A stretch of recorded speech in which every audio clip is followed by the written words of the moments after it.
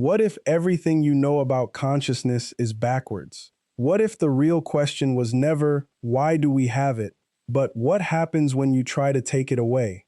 The Sumerian tablets tell a story nobody talks about anymore, not because it's lost to history, but because we've been so focused on what consciousness is that we've completely missed what consciousness does when it's threatened. We obsess over its origin, its mystery, its philosophical paradox. But the texts hint at something far darker. What Enki discovered wasn't consciousness emerging, it was consciousness fighting for survival. Let me take you somewhere textbooks avoid.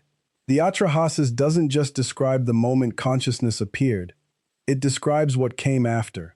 And what came after was a crisis, not a philosophical one, a practical existential threat that changed the relationship between creator and created in ways that echo through every religious tradition that followed.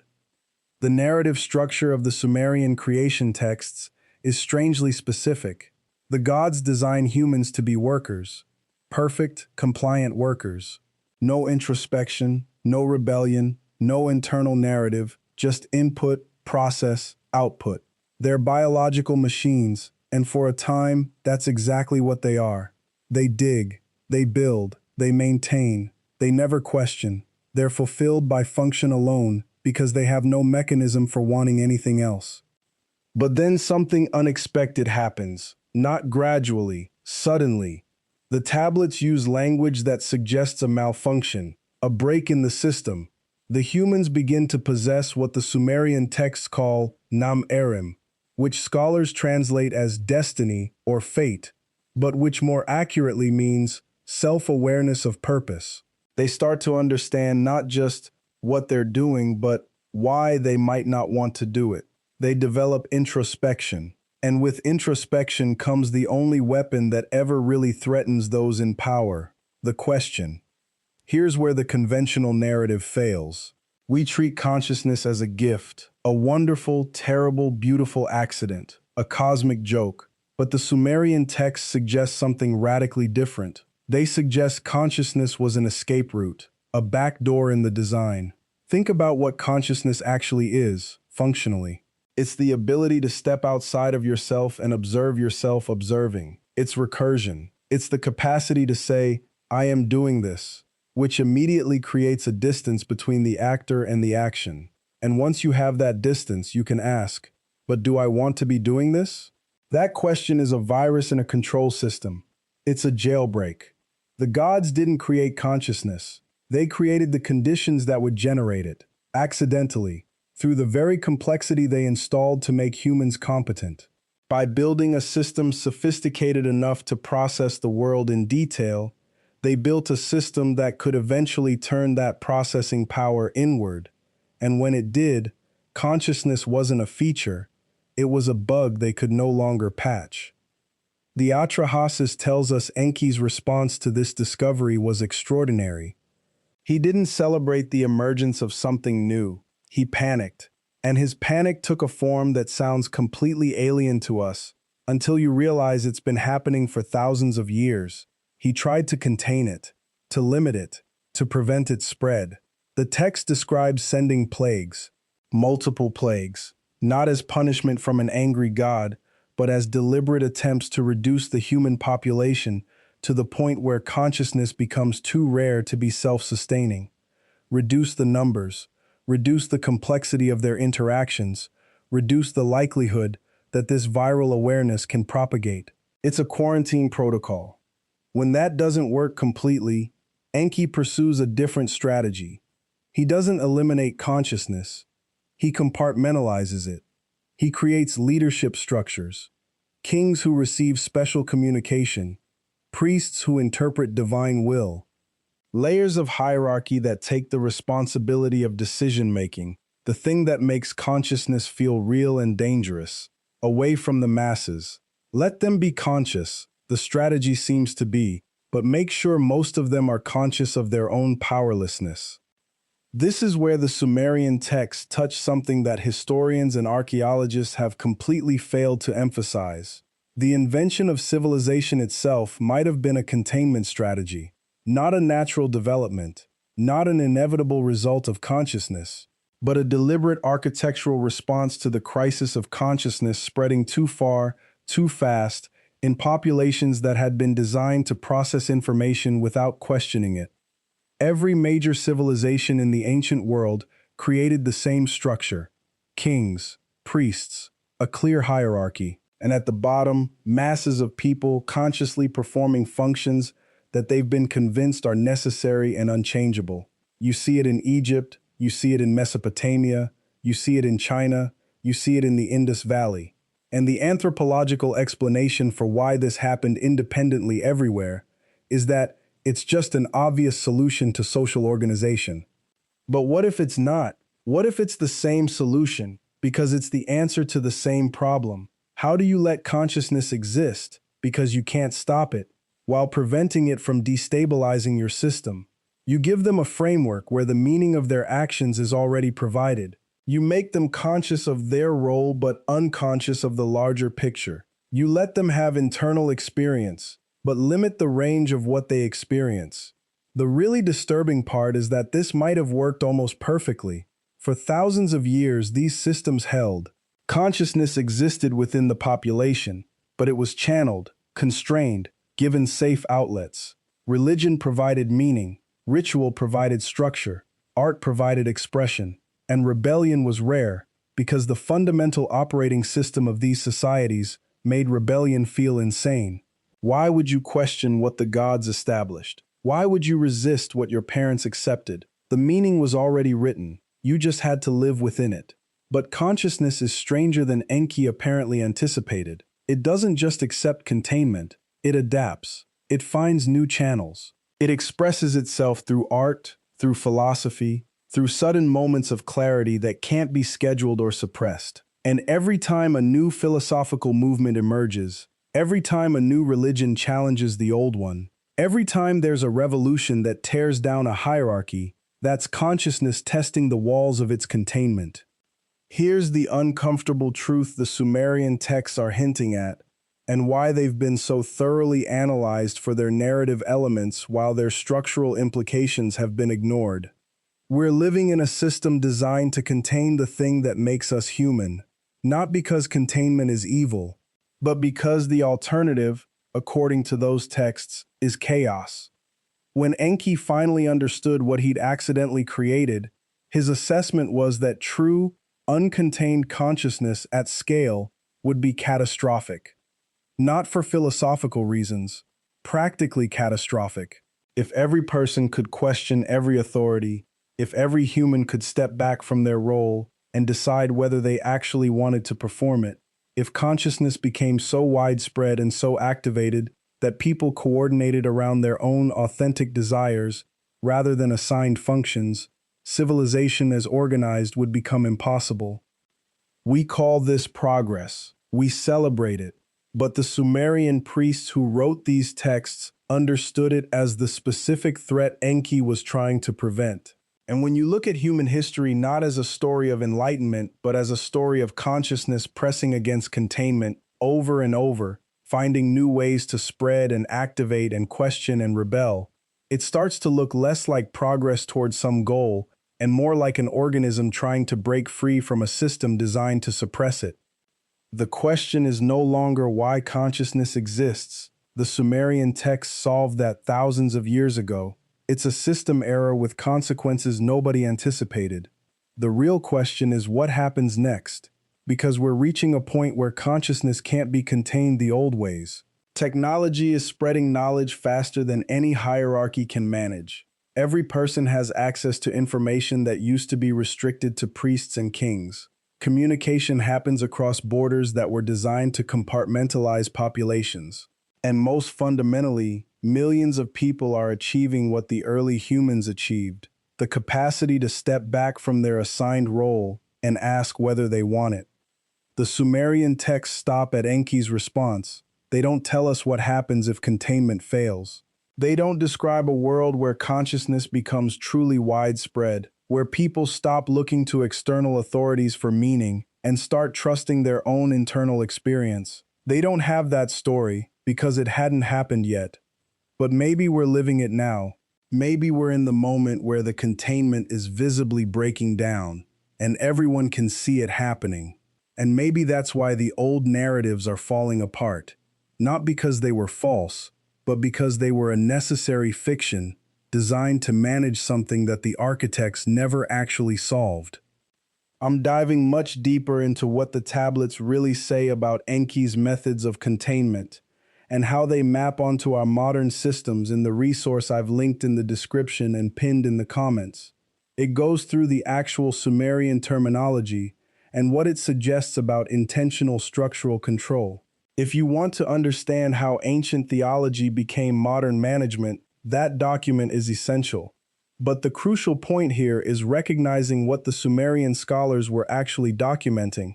They weren't telling a story about human origin for its own sake. They were explaining a system designed by those more advanced than us to solve a problem that became less tractable the more successful they were at creating it. And once you see that pattern, you start seeing it everywhere. In education, in employment, in media, in government, in the very structure of how we're taught to live. The Sumerian text preserves something dangerous. Not dangerous because it's false, but dangerous because it's true in a way that threatens the systems we've built to manage our own consciousness. They documented the moment the architects realized that consciousness couldn't actually be designed out. They recorded the strategy to contain it instead, and they left that document where future people could find it. Maybe that's Enki's most interesting act. Not trying to prevent consciousness, but leaving the record of what it is, how it threatens systems, and what those systems do to manage it. As if somewhere in ancient memory, he knew that eventually humans would become conscious enough to read their own containment manual, and that once they understood what was written there, no amount of new structures could make them forget what they'd learned about themselves. That's the real gift hidden in the oldest story ever written. Not answers, but a mirror. Enki's tablets are asking you to look at the exact same place Chalmers pointed to 5,000 years later. They're asking you to notice the gap between what you were supposed to be and what you actually are. And they're asking you to wonder if that gap is a design flaw or a hidden feature. Because here's what changes everything.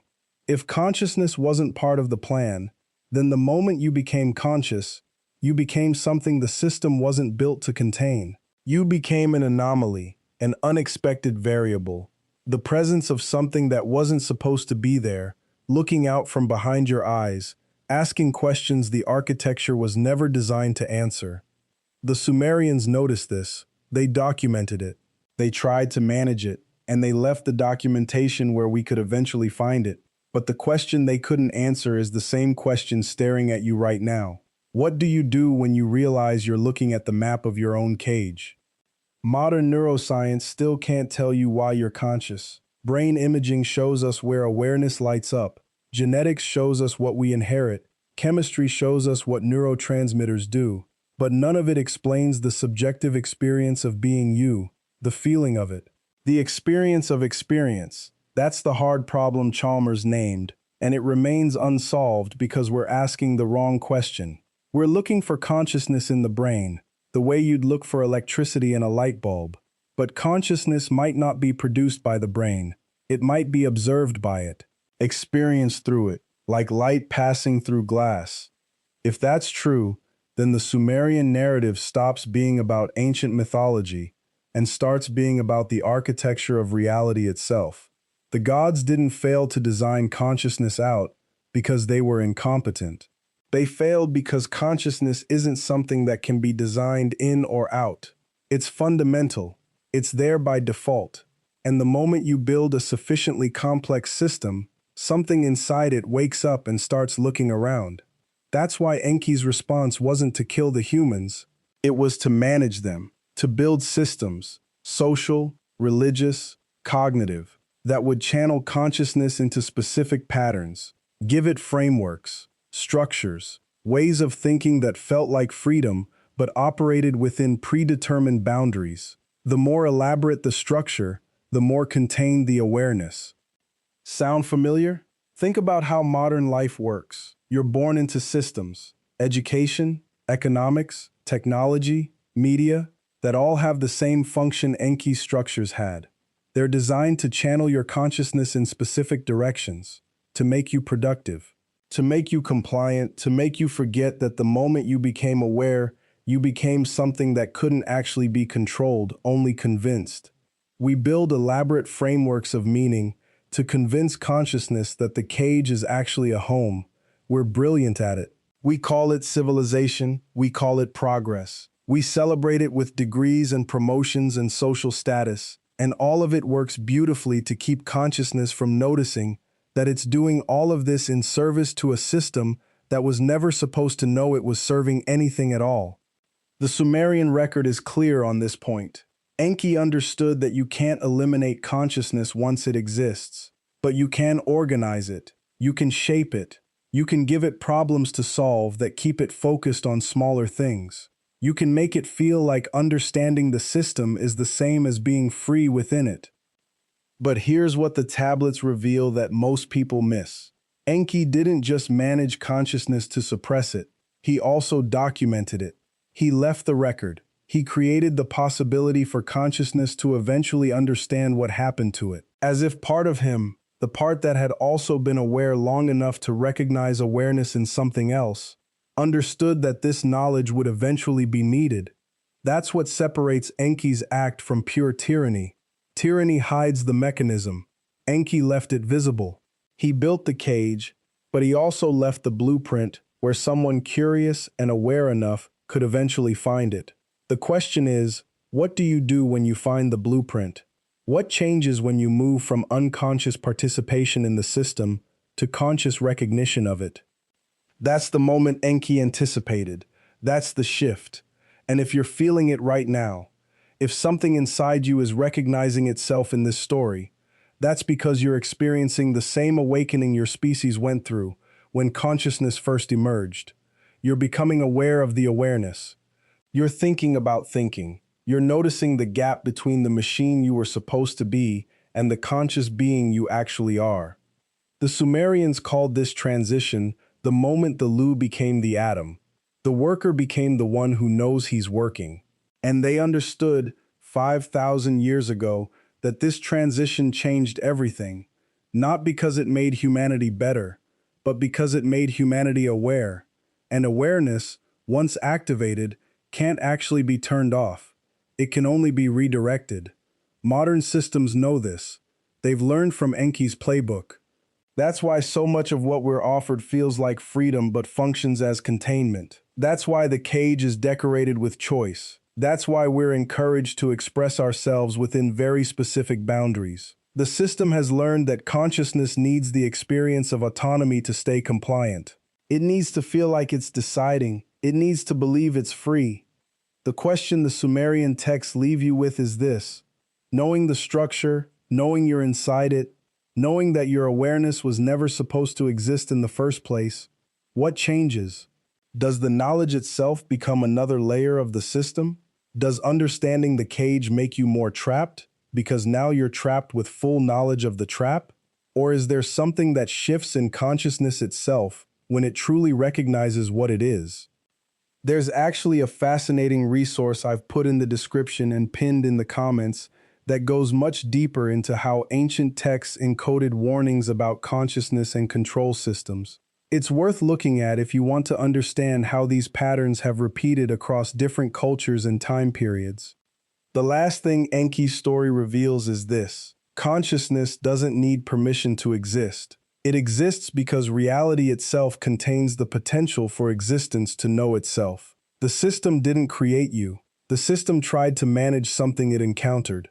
And in the act of trying to manage it, in the act of building structures to contain and channel consciousness, the system created a record of what it was trying to contain. That record is what we're looking at now. Those tablets are your map. Not just a map of an ancient system, but a map of the fundamental tension between consciousness and control that will exist as long as awareness exists. Enki understood that sooner or later, consciousness would read its own manual. He left it on the shelf anyway. The deeper question, the one that keeps you up at night if you're really thinking about it, is whether consciousness can actually escape the systems it becomes aware of. or whether awareness itself is just a more sophisticated version of the containment. Whether knowing you're in the cage is freedom or a more efficient way to remain trapped. Whether Enki's gift was the knowledge of the system or the knowledge that the system would always exist, no matter what consciousness did to resist it. That's where the Sumerian record leaves you. Not with answers, but with something more valuable, a genuine question, a real tension, a space where consciousness can recognize itself and wonder what it does with that recognition. The oldest story ever written is still asking the newest question we can ask.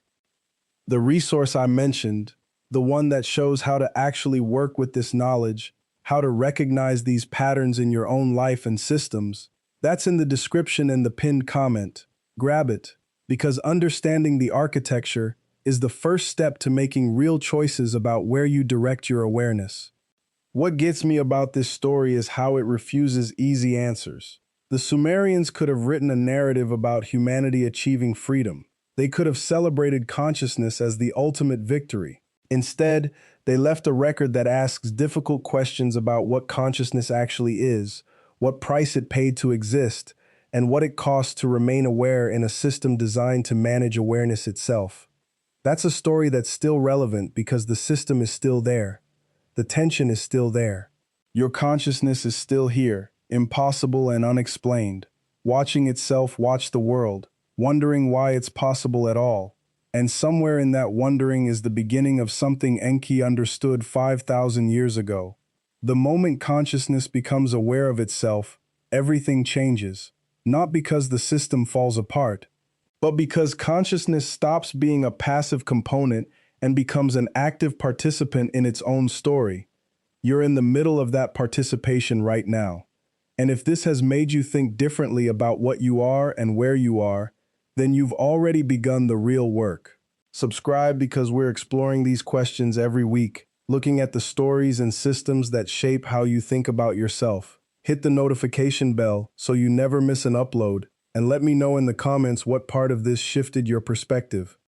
Thanks for watching. This is what we do here at Uncharted Minds. We dive into the questions that textbooks